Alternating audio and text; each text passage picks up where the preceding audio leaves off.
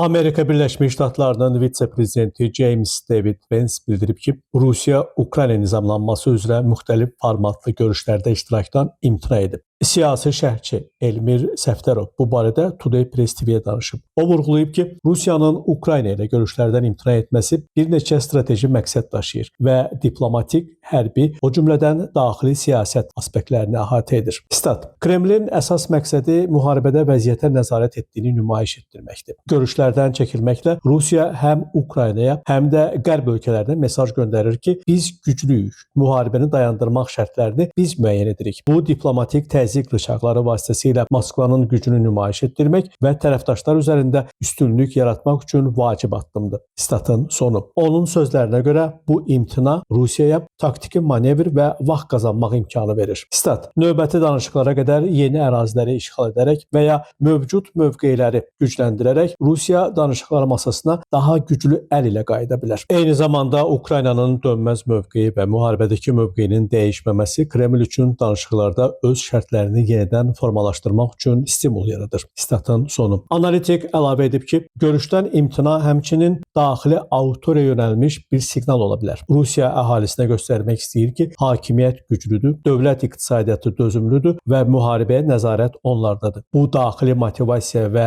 birliyə yönəlmiş strategiya kimi də qiymətləndirilə bilər. Ekspert onu da vurğulayıb ki, ümumilikdə Rusiya imperial maraqlarını qorumaq, NATO-nun genişlənməsinin qarşısını almaq və müharibədə strateji hədəflərinə çatmaq məqsədi güdür. Eyni zamanda uzunmüddətli savaş iqtisadi dayanıqlığı sarsıda biləcəyi üçün Kremlin hədəfi həm də diplomatik danışıqlara açıq olmaqla özünə faydalı razılaşmaya nail olmaqdır. Beləliklə, görüşlərdən imtina həm diplomatik təzyiq, həm taktiki manevr, həm də daxili və xarici auditoriyaya yönəlmiş strateji addım kimi dəyərləndirilə bilər. Jalə Rövşən, Namiq Abbasov, Today Press TV.